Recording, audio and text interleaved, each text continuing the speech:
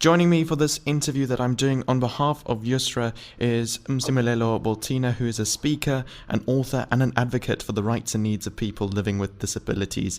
His book, Baptized in Fire, was published in May 2020. His thought-provoking talks are largely influenced by his life journey, principles, and a non-nonsense approach to tackling life and its obstacles head-on. Experiencing tragedy at a tender age of 6 when he was burnt in a fire that caused serious disfigurements, Msi found himself back in hospital again 20 years later, and this time he had broken his spinal cord in a car accident and was paralyzed from the chest down. He has, in his quest to find his place in this world, developed practical approaches to life's perceived challenges. His journey and drive continue to inspire people from all walks of life wherever he goes. Msi, thank you so much for joining me on the show today on behalf of Yusra. It's great to have you on. Just in case I left anything out in the intro, is there anything that you would like to add? Hi Alex, thanks for having me. I think you've covered most of who Msimelelo is. I'm also married to a beautiful woman, Somikazi is her name, and I have a 1-year-old son. And by profession, Msimelelo is a fraud management specialist. I think that then covers it all. Going through that intro, you've definitely achieved lots of stuff in your life, but also you've gone through many traumatic experiences. So what was it that inspired you to keep going, to keep pushing, and to achieve all the things that you have achieved? I think having goals and being stubborn about achieving and making something of my life has helped me a lot along the way. And my parents instilled in me from a very early age, in me and my siblings, drive. I've always been driven and never wanted to settle for less than my very best. I've always been aware also that any change in my life for the better depends entirely on me, and anything worth achieving will always require hard work, and it's up to me to make it happen. After the car accident in 2009 that put me in a wheelchair, my entire life changed. I lost quite a lot. I had worked hard to build. My family and friends were very supportive, but I knew for me to dig myself out of the situation I was in, I would need to put in the hard work myself, deal with all the emotions that come with the loss I had experienced, grieve my situation with the ultimate goal of healing and moving on, and that depended entirely on me. And incredibly, you've been able to achieve great things. One of them is your book that you've written. Could you tell the listeners a bit more about that? The book is a journey into my life and overcoming 2 tragic accidents 20 years apart. It begins in my childhood, growing up in a big family with principled and strict parents, and how that shaped me and contributed to the ability to take a punch with my eyes open. I was introduced to tragedy at a tender age of 6, like you mentioned, when I was burnt in a fire, and introducing me into a world that is very cruel and unforgiving to anyone that looks different. And my journey through to manhood was not easy. Life dealt me with no favors either. So with many years spent forming an identity, I was back in hospital again 20 years later. And this time having broken my spine in a car accident. I was left paralyzed from the chest down.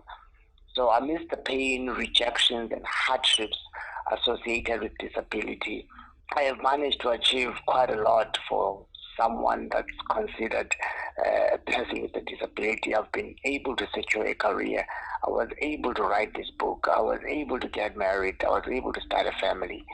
So Baptized in Fire is a book that speaks to anyone who has ever had to deal with any life-altering experience, and anyone who's going through something difficult and seeing no way through it. So I strongly believe and illustrate in the book and in the life that I've lived that overcoming any stumbling block or mountain begins with a conscious decision to want to overcome. And the book's an incredible book. If there's one thing you want readers to take from it, what would that be?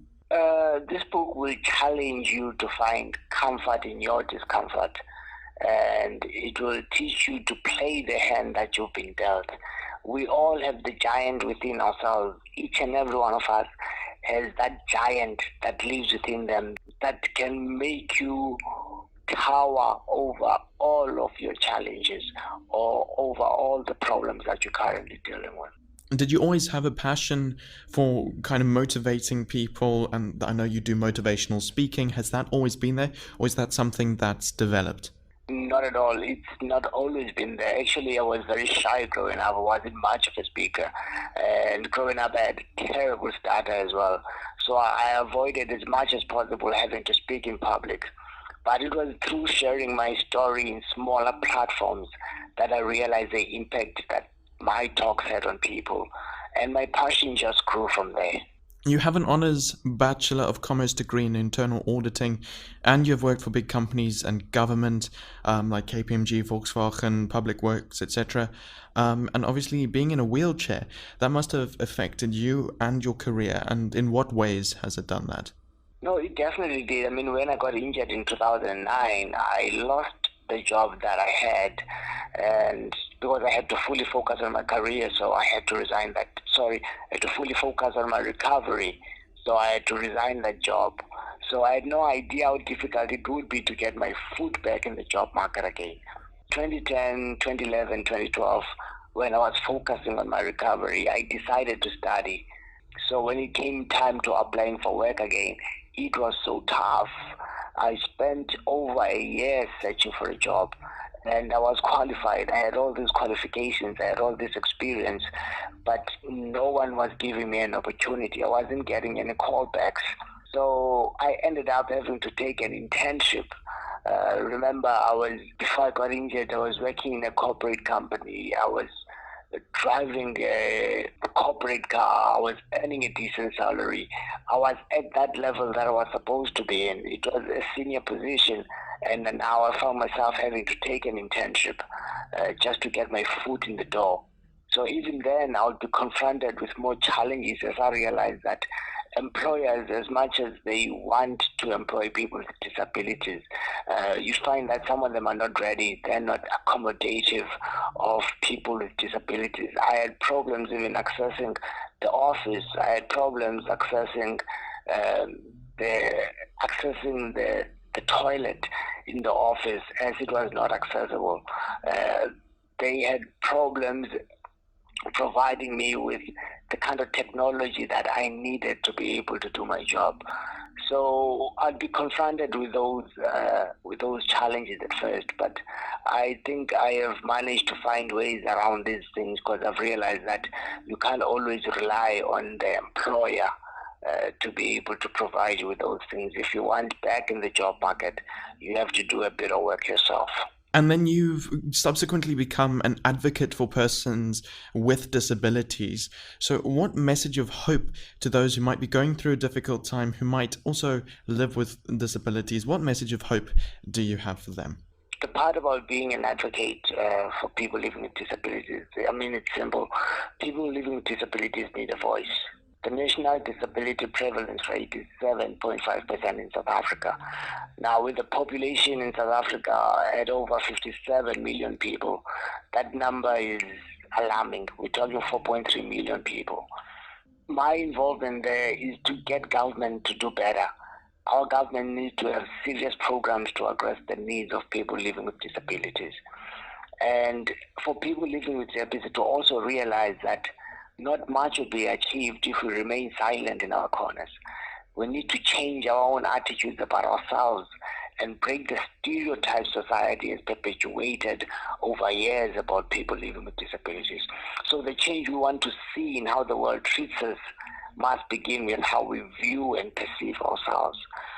And as for the message of hope, you must know that whatever it is that you're going through, you have what it takes to deal with it. We have an old Xhosa proverb that goes, "Indlovu ayisindwa ngumboko wayo," meaning that an elephant's trunk will never be too heavy for that elephant to carry or to bear. So tough times should not be permanent. They come in everyone's life. This is where character is shaped. This is where valuable life lessons are learned.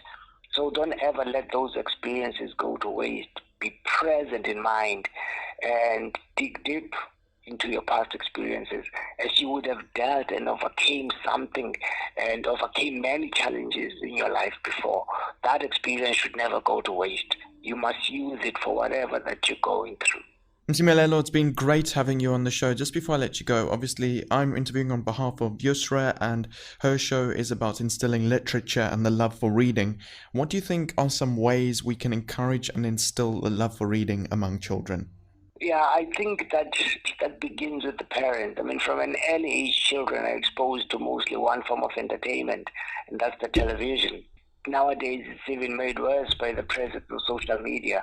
So change needs to begin there. As parents, we are guilty of relying on TV to keep the children company. So we need to be intentional about encouraging a culture of reading. Buy books for children at an early age and spend time reading to them. Teach them how to read and encouraging a culture of reading. I think if we tackle it at this point, it will go a long way to helping with that. Awesome, Msimelelo, thank you so much for joining us on the show. It's been great having you. It's been inspirational. It's incredible to hear about all that you've achieved and all that you've had to go through. So thank you so much. All right, thank you so much, Alex, for having me. You're listening to RX Radio. For and by children. RX Radio. RX Radio rocks.